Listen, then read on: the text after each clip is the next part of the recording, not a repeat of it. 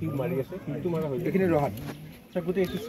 এইটো নহয় ৰহাত ৰহাৰ এইখিনি স্যাৰ আমি স্যাৰ মানে তলৰ লেয়াৰটোতে 1 ফুট মান ওচৰে এবাৰ মাৰি গৈছে স্যাৰ তলৰ বেছটো এক লেয়াৰো মৰা নাই কথা ক'ব লাগিছে আৰু তহঁতি এই অৰিজিনেল এই পুৰণা এখন 50 বছৰ পুৰণা এখন বনাই লৈছ বিএম ৰোলাৰ হেৰি নাই ভাইব্ৰেশ্যন নাই আমাৰ ষ্টেটিক ৰোলাৰ আছিল এখানে ষ্টেটিক ৰোলাৰ এইখন 20 বছৰ পুৰণা এখন কাম দিয়ে কাম দিয়ে এখন ইউটিউবৰ ভাইব্ৰেশ্যন কাম চলি আছে লেটাৰ চেছ আৰু এইখিনি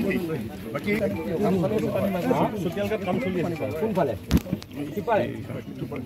মথাৰ হেৰি স্যাৰ আমাৰ মথাৰ আছে স্যাৰ এইটো আছে অঞ্চল নদীৰ ওচৰত আছে এইটো ৰহা সমষ্টি এইটো পৰা নোৱাৰে আৰু ইমান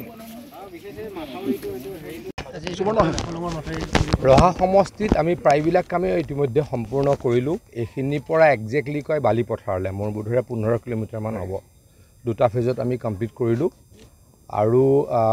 এটা দুটা কাম কৰিলে ৰহা সমষ্টিটো বানপানী মুক্ত হ'ব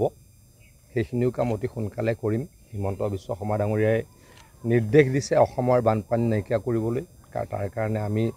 যিমান পাৰোঁ কষ্ট কৰি দিনে ৰাতিয়ে কাম কৰিছোঁ এই বছৰো আমাৰ কাৰণে ভাল খবৰ আমি আৰু প্ৰায়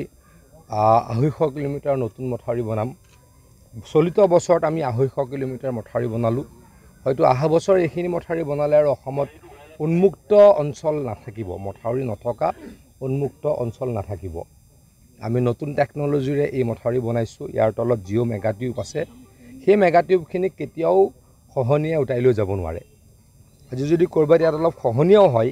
সেই যিটো বেগটো তলত আছে তাত আহি খহনীয়াটো ৰৈ যাব আৰু তেতিয়া আমি টাইম পাই যাম ৰিকভ কৰিবলৈ মানে নতুনকৈ কামখিনি কৰিবলৈ সময় পাম গতিকে এই নতুন টেকনলজিৰে কাম আৰম্ভ কৰিছোঁ অসমৰ বানপানী নাইকিয়া কৰিবলৈ আশা ৰাখিছোঁ যোৱা বছৰতকৈ এইবাৰ পানী কম দেখিম এটা কথাটো কওঁ যে এতিয়া আমাৰ ৰিভাৰ ছাইডতহে পানী হয় ৰিভাৰ ছাইড মানে কি মানুহ কিছু ব্যক্তিয়ে নদী আৰু মথাউৰিৰ মাজত থাকে তাততো আমি কৰিব লগা একো আমাৰ নাই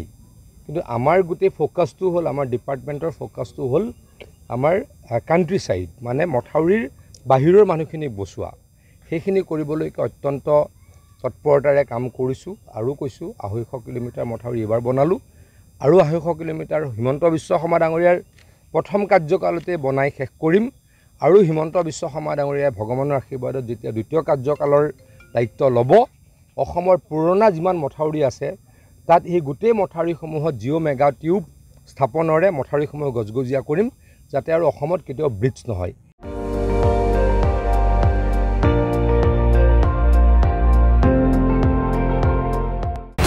আপুনি চাই আছে ND24 সৰ্বশ্ৰেষ্ঠ নহয় সৰ্বোত্তমৰ দৌৰত